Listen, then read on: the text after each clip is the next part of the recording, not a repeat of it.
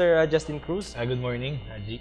Opo, una po nating katanungan since nagaganap na nga po doon yung relief efforts, nakakailan na po ba tayong mga relief packs so far? So far, from yesterday, naka 3,500 na relief packs and still ongoing. Okay. Ano po, ito pong mga relief packs po na ito, sir, ano po yung mga nilalaman nito usually? Well, usually, syempre, dun tayo sa mas mahalaga. No? So, nandyan, number one, yung tubig natin. No, then yung kanin and canned goods. And siyempre, kung kaya pang singitan ng medicine, sinisingitan na rin natin kasi siyempre maraming bata doon. Kailangan ng supplement paano.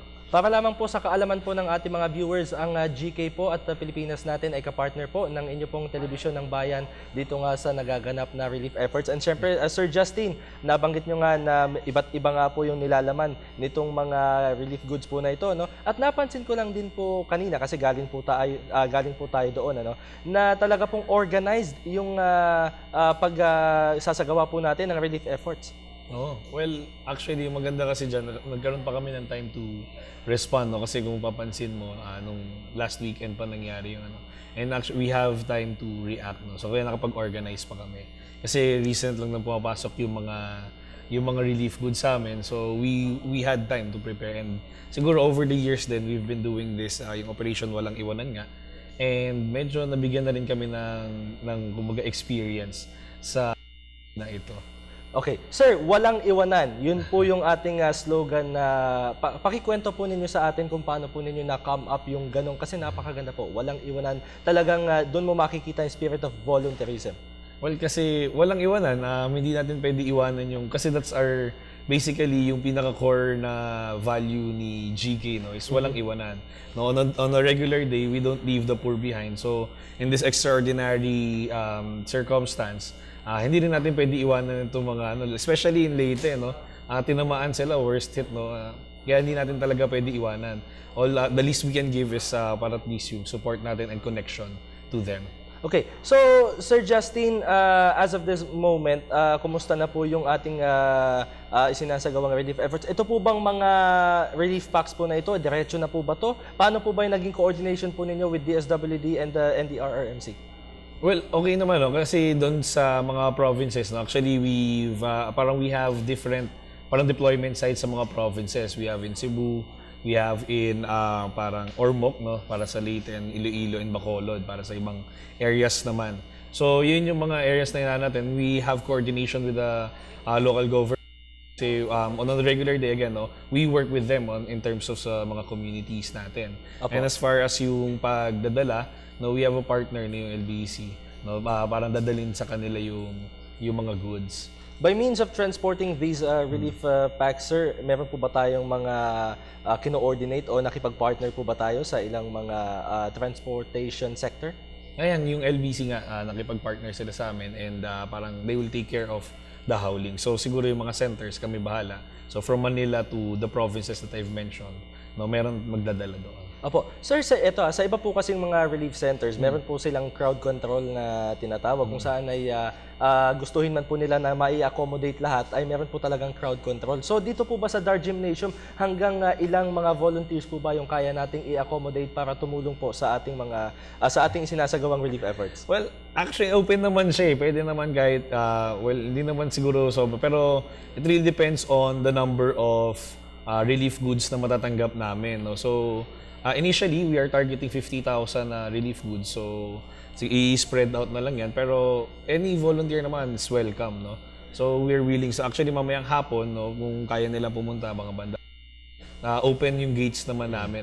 We're planning to do this at least a week long, para ma-accommodate, para lang makapagbigay ng tamang ng sapat na relief. Ito pa isang magandang bagay diyan, Sir Justin, kasi meron po kayong website kung saan ay maaari pong mag-donate yung ating mga kababayan. Yeah, for more details actually they can check out yung gk1world.com.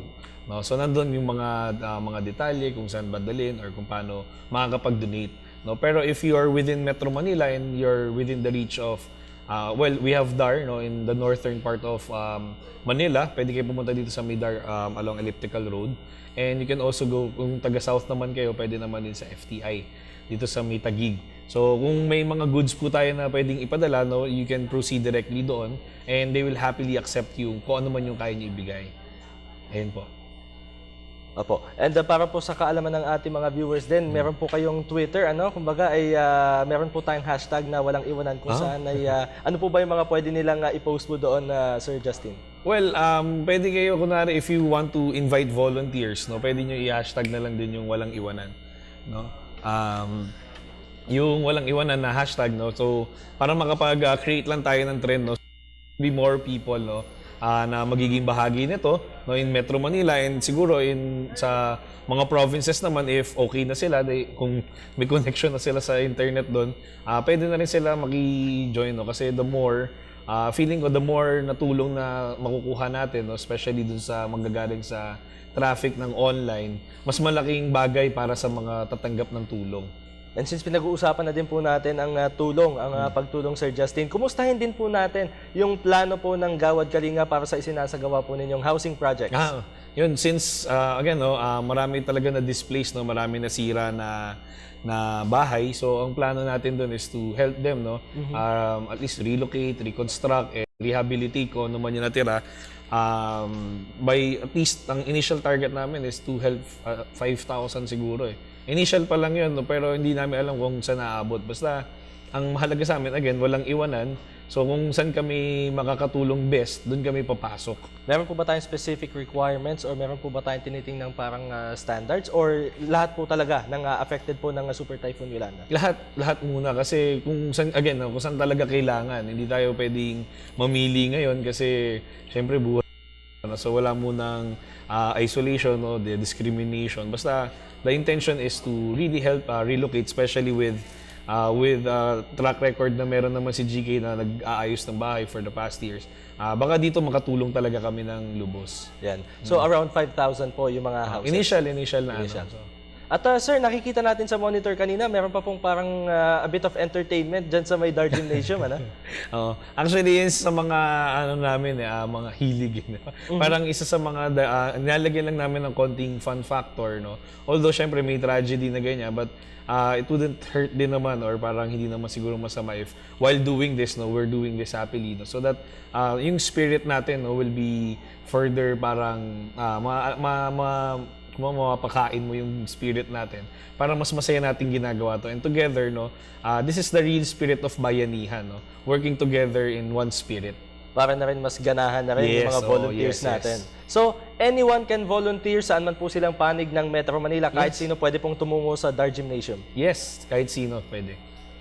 Okay, message na lamang po para sa ating mga televiewers. Baka po gusto po ninyo silang imbitahan na mag-volunteer na rin. Yeah, so again, no, in-invite lahat po ng mga volunteers o kung sino man po yung mga interesado, pwede po kayo pumunta sa may Dar Gym. Dito, kung galing po kayo sa Northern Metro Manila, pag sa South naman po, pwede po kayo pumunta sa FTI sa may Taguig. No, so ang mas importante po ngayon is to contribute to the relief goods, no. So we are targeting 50,000 packs, no. If you can contribute, then the better kasi mas marami po na kailangan. For more information siguro, you may also check out www.gk1world.com. No, tapos ayan, yung mga hashtag, no, sa mga networking social networking sites natin, you can also check yung hashtag walang iwanan, hashtag yung Gawad Kalinga. No, so yun yung mga pwede nilang i-check. Okay. At sa punto po ito, Mr.